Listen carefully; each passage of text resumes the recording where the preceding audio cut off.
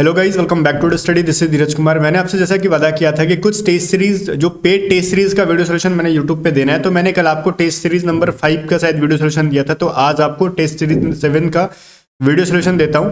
तो चलो, ये जो पेड टेस्ट सीरीज है इनका सोल्यूशन आप कुछ देख लो और मॉक टेस्ट लगा लो रखा का, ताकि आपको कुछ हेल्प मिल जाए आपके एग्जाम के लिए भी, ठीक है।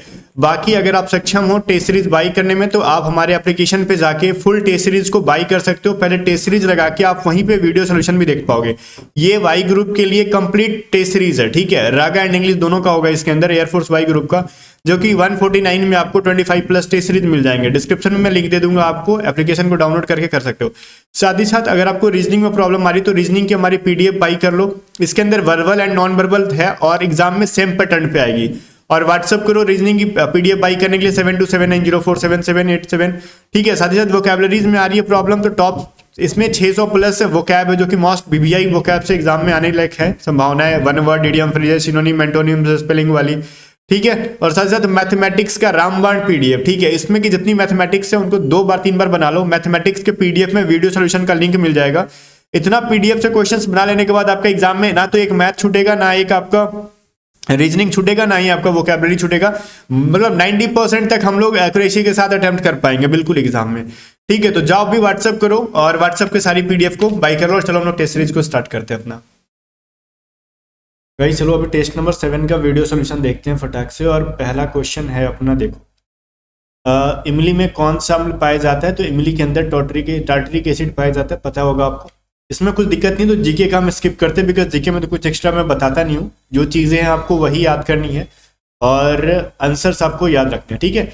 रीजनिंग में हम लोग आते हैं 2, 6, 14, 30 एंड 62। तो फिर व्हाट? तो गाइस 2 में कितना जोड़ा, 6 में कितना जोड़ा, 30 में कितना जोड़ा, 62 में कितना जोड़ा, ये देखना। तो देखो 2 में हमने 4 जोड़ा, 4 का डबल होता है 8, तो हमने 6 में 8 जोड़ दिया। 8 का डबल 16 कर दिया हमने 30 के अंदर प्लस। फिर 16 का डबल होता है 32, तो 30 में 32 जोड़ोगे तो 62 आएगा। फिर 62 का डबल 64 होता है, 62 में 64 ऐड करोगे तो 6 6 12 126, ठीक है। तो इसलिए करेक्ट आंसर आपका 126 था। क्लियर है? जैसे 4 हमने प्लस किया था, फिर आगे डबल डबल करते जाना। 4 का डबल 8, 8 का डबल 16, 16 का डबल 32, 32 का 64, इस तरीके से। आगे देखो, कह रहा है कि 39 स्टूडेंट्स में ना कक्षा में राम जो है श्याम से 7वें स्थान आगे है। मतलब अगर यहाँ पे श्याम है तो इससे 7 पोजीशन आगे कौन है? राम। मतलब नीचे से यहां से लेके यहां तक 7 बच्चे बैठे हुए, श्याम को छोड़ के राम तक, ठीक है। आगे देखो, अगर नीचे से हम श्याम को काउंट करें तो बोल रहा है नीचे से श्याम का जो है ना 17th रैंक है। तो नीचे से राम तक कितना रैंक हो जाएगा, ये चीज पहले उम्मीद करो। पहले तो पूछ रहा है ऊपर से राम का रैंक है ना, चलो ठीक है बाद में। तो पहले नीचे से टोटल कितने बच्चे हो गए राम तक? तो 17 प्लस में 7, तो 24 बच्चे हो गए ना। अभी टोटल कितने बच्चे हैं? 39। तो ऊपर राम को छोड़ के ऊपर कितने बच्चे यहाँ पे बचे? तो 39 में से 24 को माइनस कर लो, बच जाएंगे आपके पास 15 बंदे, ठीक है। तो 15 ऊपर से अगर काउंट करेंगे तो 15 हो गए राम को छोड़ के, और राम को भी काउंट कर लोगे तो 16 हो जाएगा राम का नंबर। तो ये चीज तो मैंने पढ़ा रखा था यूट्यूब के फ्री वाली क्लासेस में, पूरा कंसेप्ट इसका पढ़ाया था, ठीक है। 10 नंबर क्वेश्चन देखो कि एक व्यक्ति की ओर इशारा करते हुए राम ने कहा उसका एकमात्र भाई, ठीक है। इस इंसान का एक एकमात्र भाई है, ठीक है। भाई कह रहा, ठीक है ना, एकमात्र भाई मेरी बेटी के पिता का, मतलब मेरी बेटी के पिता मतलब खुद राम, ठीक है। जब मैं कहूँ कि मेरी बेटी के पिता मतलब मेरे, वो खुद मेरी बेटी हो गई, तो मेरी बेटा का पिता है, तो मतलब इसके पिता का भी पिता है, ठीक है। वह व्यक्ति राम से किस प्रकार संबंधित है? ठीक है, कह रहे ना कि मेरी बेटी के पिता का पिता है, अब उसका एकमात्र भाई। अब ये चीजें समझ में आना चाहिए कि वह व्यक्ति राम से किस प्रकार संबंधित है। तो यहाँ पे एक चीज समझने वाली बात है, ग्राफ थोड़ी सी गलत बन गई। ये जो इंसान है ना, इसका जो भाई है ना, वो किसी के पिता का पिता है, मतलब राम की बेटी के पिता का पिता। तो ये उसकी डाउटर हो गई, ठीक है। तो डाउटर के पिता राम और उसके भी पिता, ठीक है, वो कौन है भाई? इस इंसान का एक भाई है वो। तो ऑब्वियसली राम के पिता का भाई निकल गया ये, तो राम का ये चाचा हो जाएगा, अंकल, ठीक है। आगे देखो 11 नंबर क्वेश्चन कह रहा है कि एक मनुष्य साउथ की ओर 30 मीटर जाता है, फिर यहाँ से राइट मुड़ के 30 मीटर जाता है, फिर यहाँ से लेफ्ट मुड़ के 25 मीटर, फिर यहाँ से लेफ्ट मुड़ के 30 मीटर जाता है। तो बताओ ए से लेके मतलब स्टार्टिंग से एंड तक कितना डिस्टेंस तय किया? तो ऊपर का 30, नीचे का 25, तो 30 प्लस 25 55 हो जाता है। तो टोटल उसने 55 मीटर का डिस्टेंस तय किया, ठीक है। चलो आगे देखते हैं। 12 नंबर कह रहा है, देखो 35 प्लस में 48 बराबर 40 कैसे हो सकता है? देखो 35 में 3 प्लस 5 को ऐड कर दो, ठीक है, तो ये कितना हो जाएगा, प्लस में करो, 4 + 8 को ऐड कर दो तो ये 12 और ये 8, तो 12 + 8 मिलके कितने बनेंगे 20, 20 को 2 से मल्टीप्लाई कर दो 40।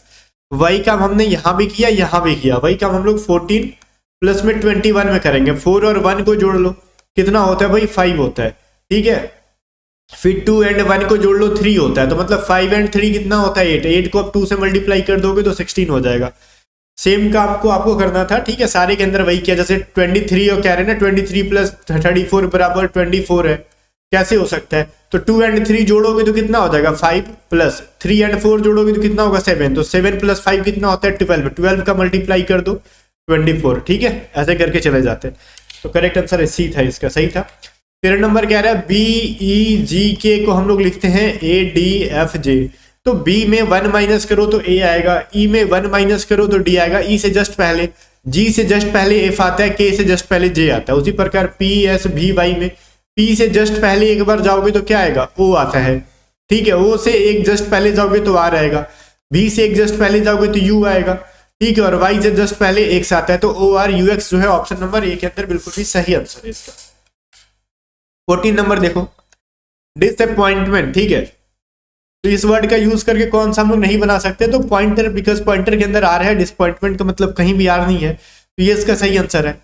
15 कह रहा है ना कि बताओ एक सन, मून एंड मॉलिक्यूल, तो गाइस जितने भी चीज है वो मॉलिक्यूल से मिलके बने हैं, तो मॉलिक्यूल के अंदर सारे आ जाएंगे, एक सन हो जाएगा और एक मून हो जाएगा और बाहर वाला मॉलिक्यूल हो जाएगा, तो करेक्ट आंसर सी बिल्कुल भी सही है।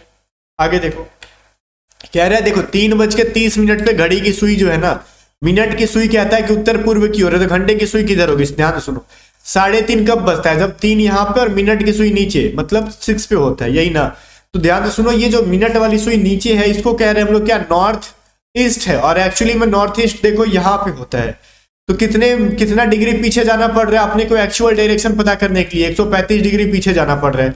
उसी प्रकार जब आवर्स का, घंटे का सुई यहाँ पे होता है तो 135 डिग्री पीछे यहाँ पे मिलेगा, तो ये कौन सा डायरेक्शन है, नॉर्थ वेस्ट हो जाता है। इसी प्रकार उत्तर पश्चिम में अपने को 135 डिग्री एंटी क्लॉकवाइज पीछे जाना पड़ता है, ठीक है, एंटी क्लॉकवाइज जाना पड़ रहा है अपने को एक्चुअल डायरेक्शन पता करने के लिए, ठीक है।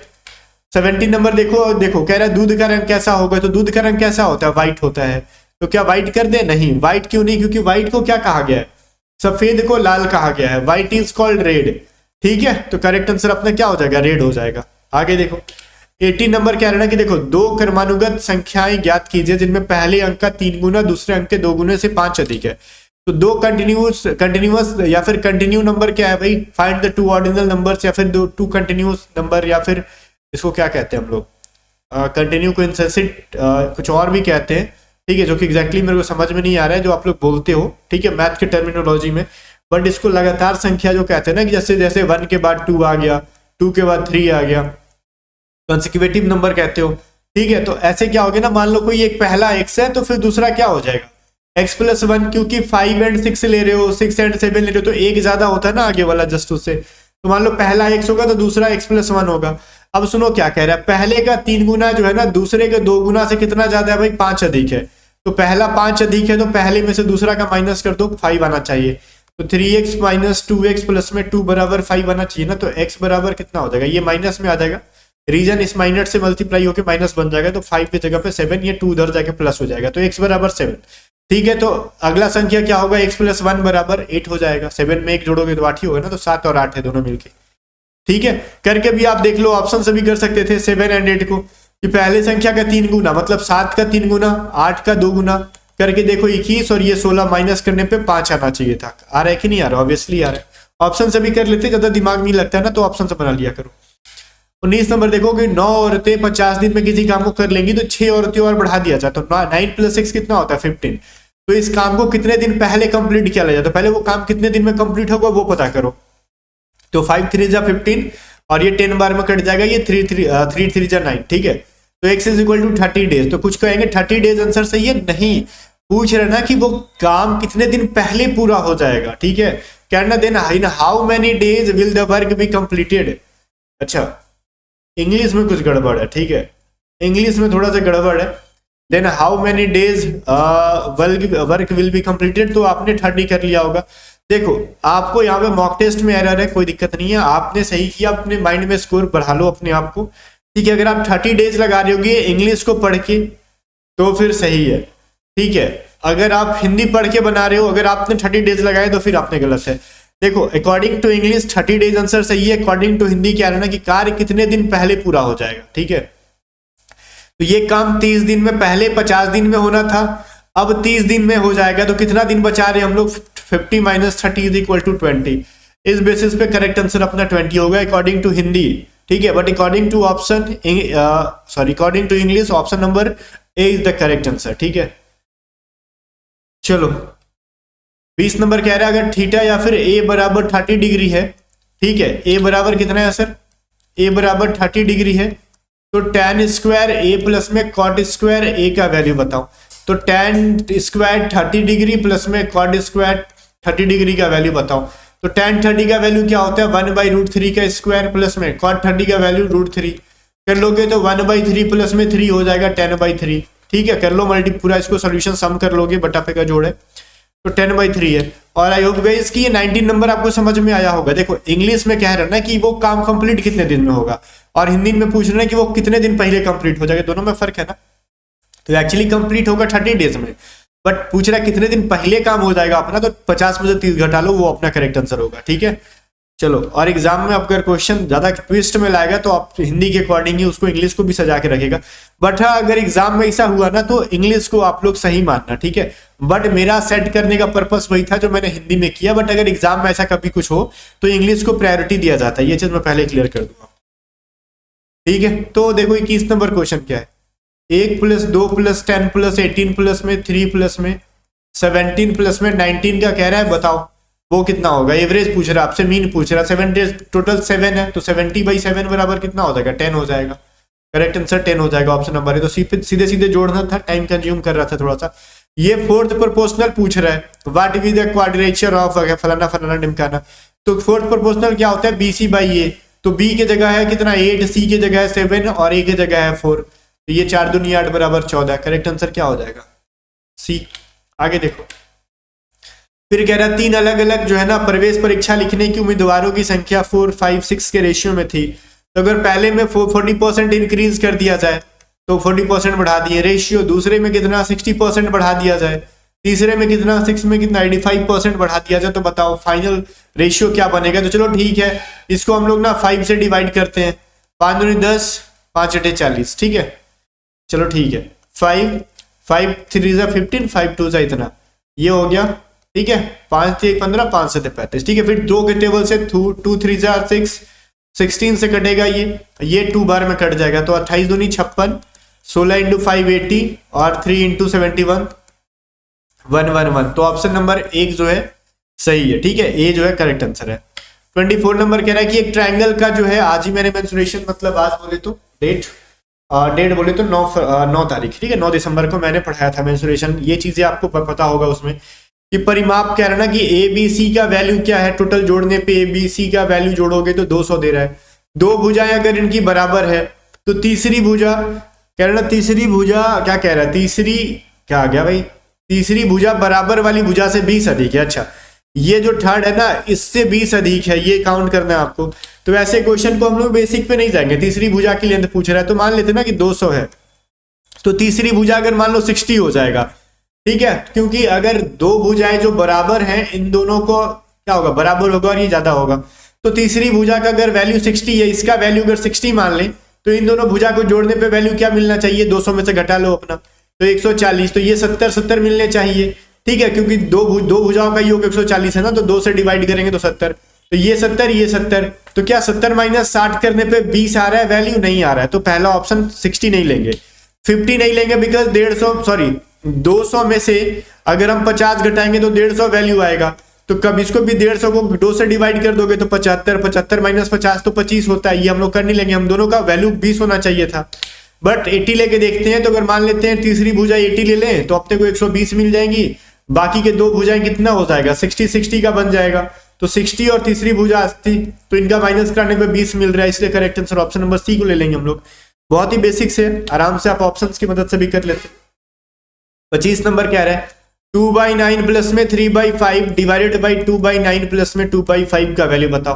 फर्स्ट ऑफ ऑल 9 × 5 क्या होगा, दोनों का 45, एलसीएम ले लो 45, ठीक है। ये 9 5 45, तो 5 दूनी 10, 5 9 45, तो 9 3 27, ये फिर 10 हो जाएगा, ठीक है। और 5 9 9 दूनी 18 हो जाएगा, तो 45 कट जाएंगे, 37 बाई क्या बचेगा 28, option number A.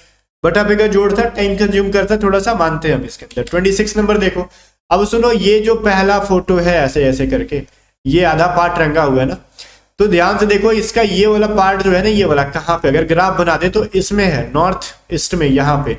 But second में देखो कहाँ गया है सर, ये बिल्कुल भी यहाँ पे आ गया। मतलब इस तरीके से बढ़ाओगे आप इसको, एंटी क्लॉकवाइज 135 डिग्री आगे गया, ठीक है। एंटी क्लॉकवाइज 135 डिग्री का वैल्यू है। तो चलो इसमें कहाँ पे है सर, अगर इसको ऐसे हम बना दें तो ये यहाँ पे है, ठीक है। तो अगर हम एंटी क्लॉकवाइज इधर से बढ़ाएं तो 135 डिग्री यहाँ पे आना चाहिए। तो इस बार ये वाला पार्ट जो है यहाँ पे आ जाएगा बिल्कुल भी। तो यहाँ पे आने में कहाँ पे है, ऑप्शन नंबर सी के अंदर ही है, किसी के अंदर नहीं है। मतलब 135 डिग्री एंटी क्लॉकवाइज रोटेट करा लो। अब किसी को क्लॉकवाइज एंटी क्लॉकवाइज नहीं पता, कोई दिक्कत नहीं है, यूट्यूब पे नॉन वर्बल की रीजनिंग पढ़ाई गई है, वहां पे जाके पढ़ लेना आपने। 27 नंबर देखो, ए टू जेड स्टडी पे ही पढ़ाई गई है भाई, जाके वहां से देख लेना। 27 का क्या जगह देखो, जो ऊपर में 1 था, नीचे में 3 था, नीचे वाले को ऊपर में 1 कर दिया गया, ऊपर वाले को नीचे में 3 कर दिया गया। उसी प्रकार ट्रायंगल ऊपर में 1 है तो नीचे में ट्रायंगल को 3 कर दो, नीचे में ऊपर में देखो, देख मिनट, नीचे में जो L 3 बार है, ऊपर में L को 1 बार ले आओ, ठीक है। ऑप्शन नंबर ए के अंदर ऐसा कुछ दिख रहा है, क्लियर है। 28 नंबर क्वेश्चन देख लो, ऊपर में देखो डॉट जो जहां पे थे वहीं पे छोड़ा गया है, बस इन तीनों को नीचे की साइड लाया गया। उसी तरीके से करोगे इसमें, जहां पे डॉट है उनको वहीं पे छोड़ दो, जस्ट इनको उल्टा कर दो। ऑप्शन नंबर सी वाला बिल्कुल भी सही है। आगे देख लो, 29 में कह रहा है क्या करे सर। पहली बात तो ये कॉर्नर पे जो था ना जो चीज, उसको जस्ट उसके ऑपोजिट वाले कॉर्नर पे देखो लाया गया है। तो फर्स्ट ऑफ ऑल इस कॉर्नर पे जो है ना, इसको कहाँ ले आएंगे हम लोग, ठीक है, यहाँ पे ले आएंगे, ये डॉट डॉट डॉट, ये करके डॉट ऐसा 0 बनेगा। तो ये कहाँ पे ऐसा, ऊपर में डॉट है, नीचे डॉट, मतलब ऊपर में एक बड़ा सा गोला, नीचे लाइन कहाँ पे, ऑप्शन नंबर बी के अंदर है। बस इतने से ही पकड़ लेना था। बाकी अगर इसमें है तो नीचे में देखो काला वाला है, इसमें भी नीचे वाला हो, तो वो लेना नहीं है, काला वाला ऊपर होना चाहिए था, लाइन नीचे होना चाहिए था, करेक्ट आंसर भी हो जाएगा। 30 नंबर क्वेश्चन देखो, क्या है ना कि बताओ, इसमें अगर एक्स की जल छवि, मतलब जल छवि कहने का मतलब वाटर इमेज बनाएंगे, नीचे में अगर हम मिरर लगा देंगे तो फिर कैसा बनेगा। ऑब्वियसली ये जो ट्रायंगल है वो नीचे की साइड बनेगा, ये जो नीचे है वो ऊपर की साइड बनेगा, ऐसी बात, ठीक है ना। तो ये जो हो गया अपना कुछ ऐसे हो जाएगा। तो यहाँ पे एक काला धब्बा और यहाँ पे एक काला धब्बा, ठीक है। चलो, तो ये कहाँ पे बन रहा है भाई, ऑप्शन नंबर 3 के अंदर दिख रहा है आपको, हाँ सर दिख रहा है, तो करेक्ट आंसर यही है, ठीक है। चलो फिर खत्म करते हैं इसको, पूरा 30 क्वेश्चन कंप्लीट हो गया आपका। तो गाइस टेस्ट सीरीज में आपने कितना स्कोर किया कमेंट करके बताना, और साथ ही साथ फिर से याद दिला दूं, आप में से जितने लोगों ने टेस्ट सीरीज को बाई नहीं किया तो टेस्ट सीरीज को डिस्क्रिप्शन में एप्लीकेशन को डाउनलोड करके बाई कर सकते हो, लिंक दे रखा है। और इस पीडीएफ को भी बाई कर सकते हो, व्हाट्सअप कर लो हमारे टीम मेंबर को 7279047787 पे, और जाके फटाक से अपनी तैयारी को बूस्ट करो। सर कंपटीशन बहुत हाई है, जो मतलब सिलेक्टेड चीजें पढ़ेगा सिलेक्शन उसी का होना है ना। चलो फिर वीडियो को लाइक करके शेयर कर देना, एटीट्यूड स्टडी को सब्सक्राइब कर लेना।